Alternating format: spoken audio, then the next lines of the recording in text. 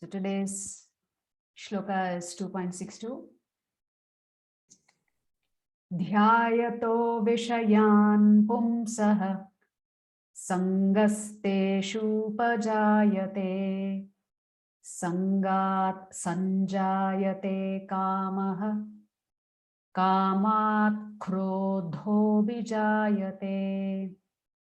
Dhyayato vishayan pumsah sangasteshu pajayate sangat sanjayate kamah kamat krodho vijayate. Dhyayato vishayan pumsah sangasteshu pajayate sangat sanjayate kamah kamat krodho vijayate. So please recite after me. Dhyayato vishayan pumsah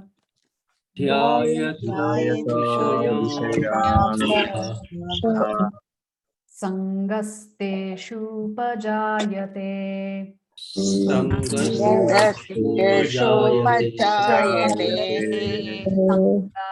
sanjayate kamah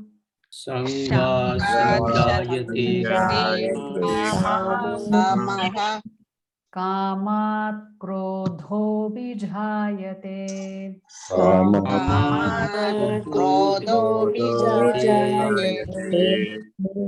Dhyayato vishayan pumsah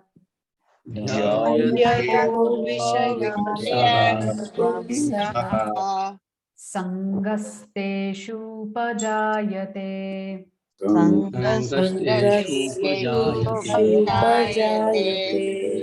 sangat sanjayate kamah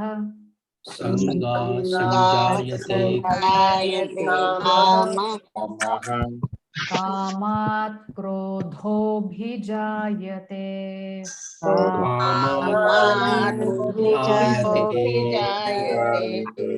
Word for word meaning and translation by His Divine Grace A.C. Bhakti Vedanta Swami Srila Prabhupada. Srila Prabhupada ki jai. Dhyayataha. While contemplating. Vishayan. Sense objects. Pumsaha.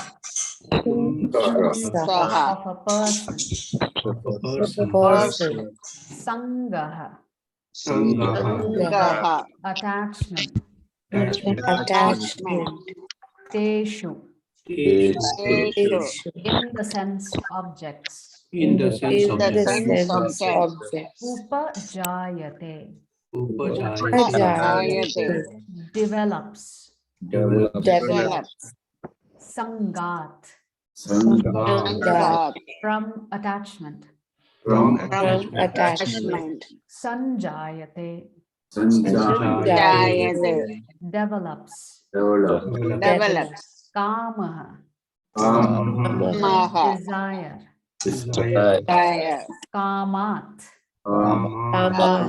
From desire.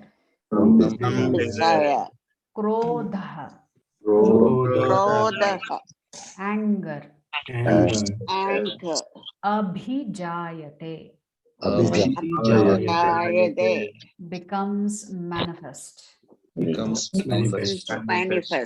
Translation. While contemplating the objects of the senses,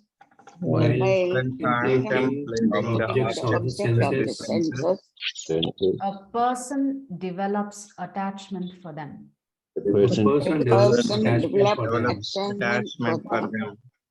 And from such attachment, lust develops. And from lust, anger arises.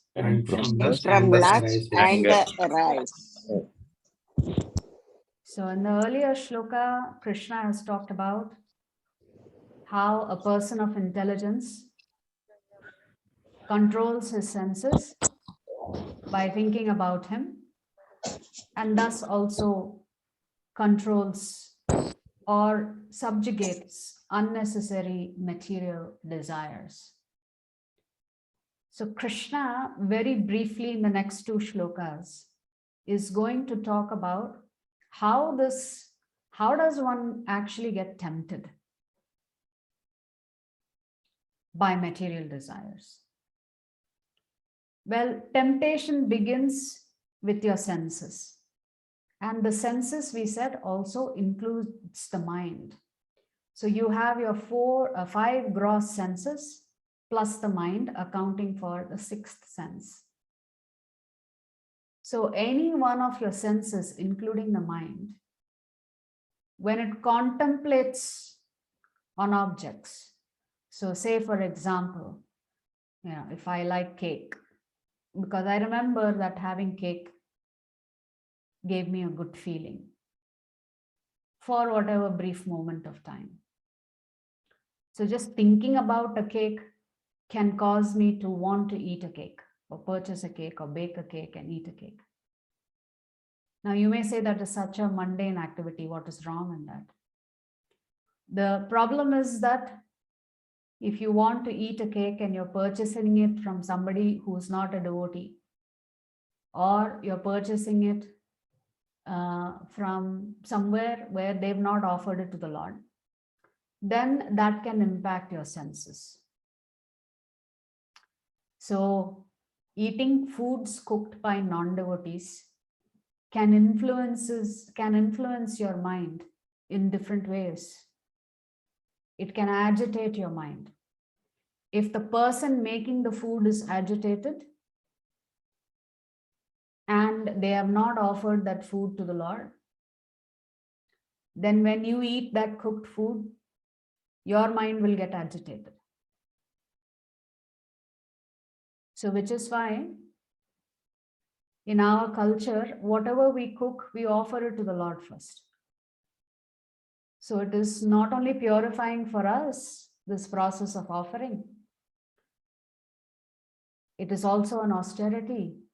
And also whoever consumes that as prasad, their senses will also not get agitated. So in the simple act of eating, one's senses and mind can be perturbed. If the person cooking that item is perturbed or disturbed, the person consuming it will also get perturbed and disturbed. But then what actually happens is that over a period of time, if you continuously eat food that has not been offered to the Lord, or you accept food that has been cooked by a non-devotee, over a period of time, your senses will become indifferent to these experiences.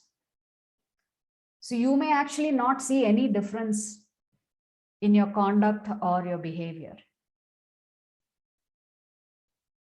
But over a period of time, if you've habituated yourself to only honoring prasadam and nothing else, and suddenly one day you eat food that is not prasadam, you will strongly experience the difference in consciousness.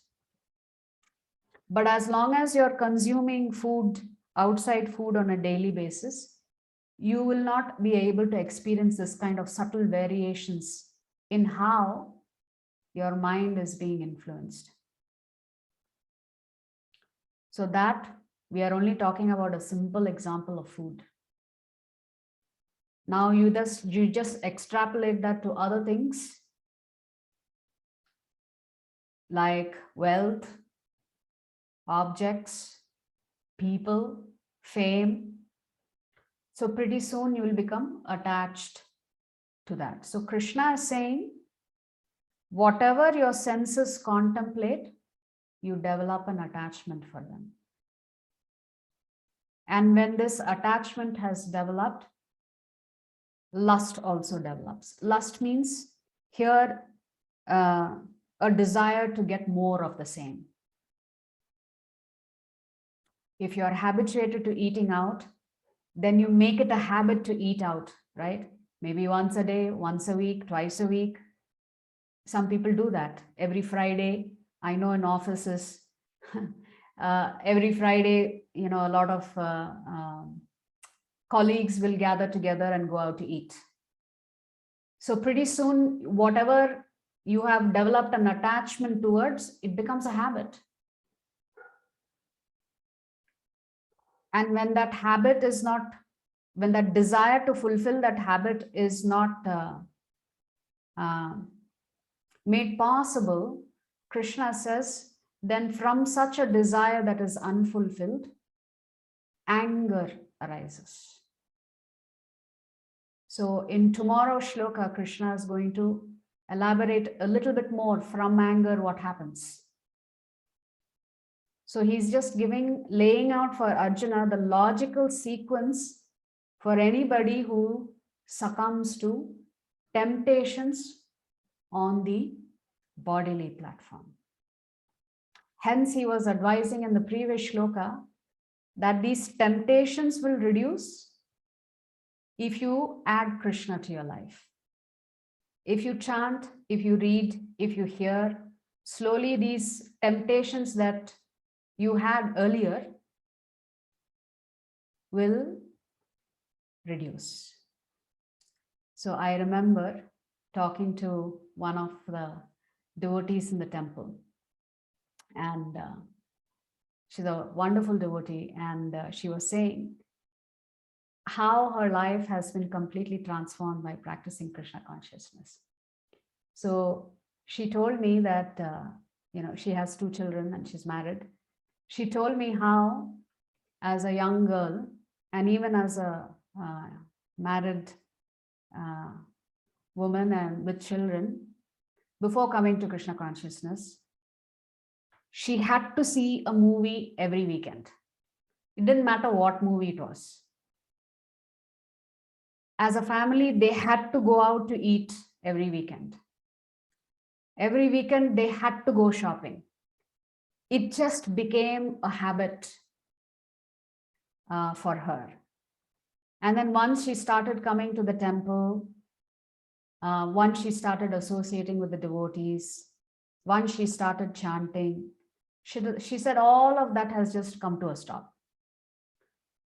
And because she had teenage children at that time, the children were not happy that the mother's habits has changed because suddenly she didn't want to go for movies.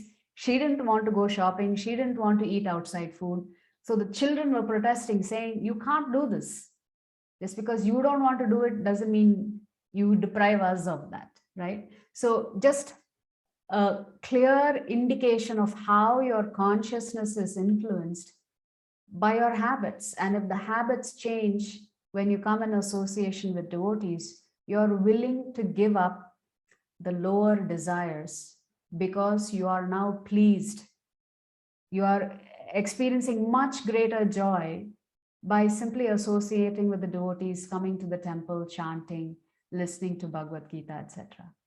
So she was just telling me what difficulties she had with her teenage children when she put a stop to all of these activities after coming into Krishna consciousness. So similarly, we may also face these challenges, but Krishna is just outlining for us here how the process actually works, which means how does Maya actually trap you? Trap you to move away from Krishna, to not develop any interest in Krishna. Because if you develop interest in material things, then you have no room for Krishna. But once you start getting attracted to Krishna, then the room for material temptations reduces. So this is the essence of today's shloka, of how the process of temptation actually works, from attachment to lust to anger, and then finally to delusion, which we will read in tomorrow's shloka.